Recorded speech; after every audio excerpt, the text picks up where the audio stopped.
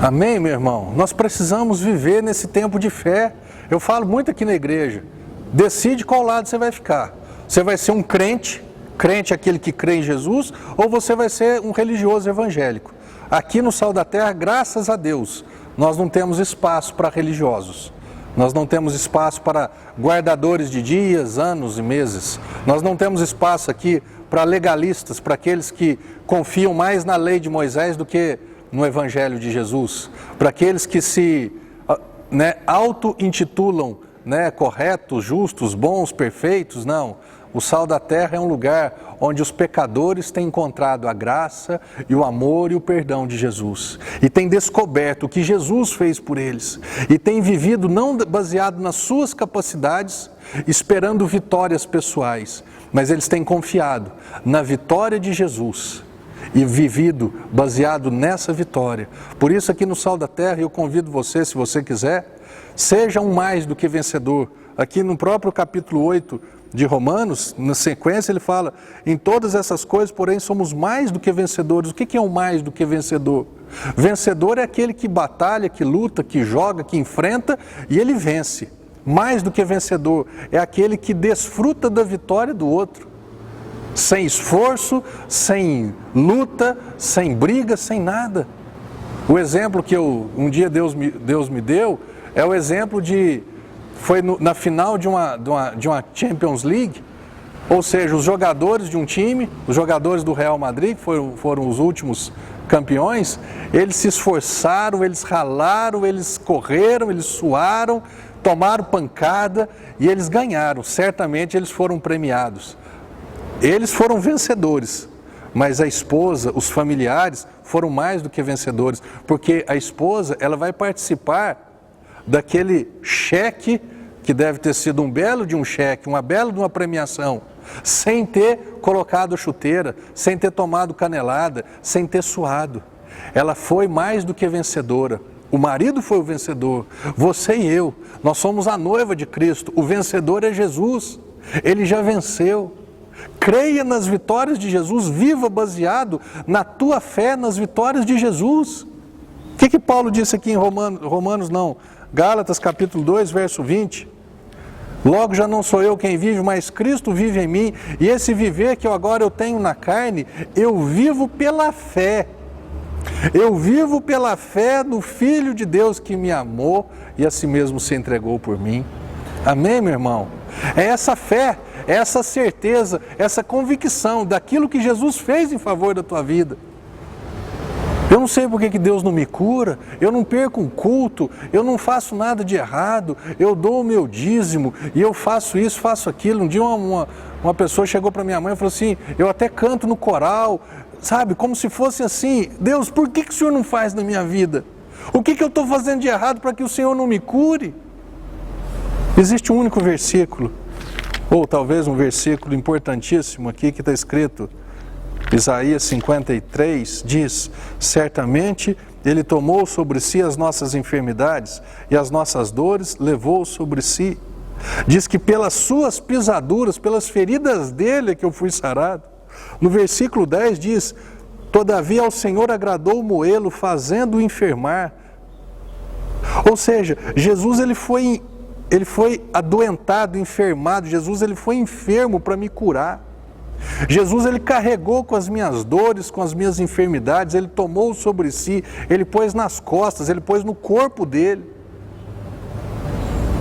Eu preciso crer que isso aconteceu. Jesus me cura, Marcelo, meu filho, minha filha. Há 2000 anos atrás eu já provi cura para você. Eu já carreguei creia que eu já carreguei, não é que eu vou carregar, não é que eu vou fazer, não, eu já fiz. A fé, ela sempre tem a ver com algo que Jesus fez.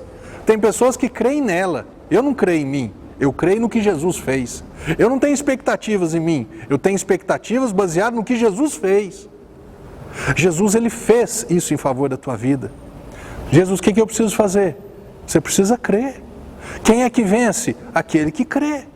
Creia que ele fez isso, creia que ele, por amor, ele levou as tuas dores, ele pegou das tuas enfermidades e colocou no corpo dele. Creia que isso já foi feito e comece a falar assim, Jesus, baseado no que você fez, por amor da minha vida, eu recebo a cura, eu declaro que eu sou curado por causa das tuas feridas, por causa das tuas chagas, por causa do preço que você pagou, não tem nada a ver comigo.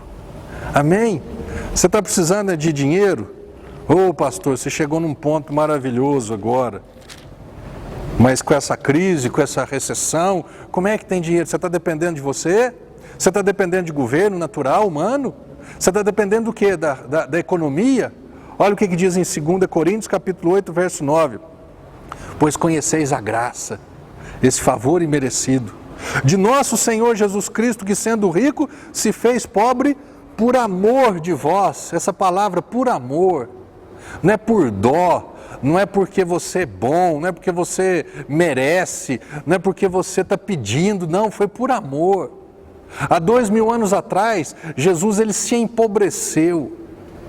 Jesus, há 2000 anos atrás, ele não usou da posição dele, da riqueza que um rei tem o direito, não, eu não vou usar isso, eu vou me empobrecer, eu vou passar necessidades, eu vou me submeter a uma vida natural e restrita, para que os meus filhos, para que as próximas gerações, os meus herdeiros, os meus irmãos mais novos, eles desfrutem disso. Você sabia que Jesus, no capítulo 8 de Lucas, diz que Jesus, quando ele expulsou o demônio de algumas mulheres, essas mulheres andavam com Jesus, e elas, pelo que o texto fala, elas tinham uma condição financeira favorável, elas prestavam assistência a Jesus com os seus bens. Você lembra quando o cobrador de imposto foi na casa de onde estava Jesus e Pedro? Jesus, como o dono do ouro e da prata, como o rei dos reis, o senhor dos senhores, ele não podia fazer assim aparecer 2 moedas? Aparecer uma barra de ouro? O que Jesus fez? Jesus tinha dinheiro? Não, não tinha. Ele se empobreceu, ele abriu mão disso em favor da tua vida, pois você precisa conhecer essa graça, esse favor de Jesus em relação à tua vida, e aí você vai vencer os dias maus. Não estou falando que todo mundo vai ser milionário, estou falando que todo mundo vai andar de Ferrari, andar de helicóptero, não. Eu estou falando que quando nós conhecemos essa graça, nós não passamos necessidade. Nós podemos até não ter tudo que nós gostaríamos de ter, mas necessidade, moço, você vai conhecer na graça, e vai vir na gratidão, e vai vir na alegria, e você começa a experimentar de um mover diferente, de um relacionamento diferente. Foi isso que Jesus fez naquela cruz, por amor de vós, para que pela sua pobreza vos tornasseis ricos. Meu irmão, esse texto que está falando é de dinheiro. É rico de alegria, rico de paz, não. A paz é outra coisa, a saúde é outra coisa. E você precisa aceitar de bom grado que Jesus deseja que a tua vida seja uma vida financeiramente próspera, que você tenha além da subsistência, que você tenha além daquilo que você mesmo, da sua família precisa, para você repartir até com outras pessoas. O que mais que Jesus fez? Esse texto lá de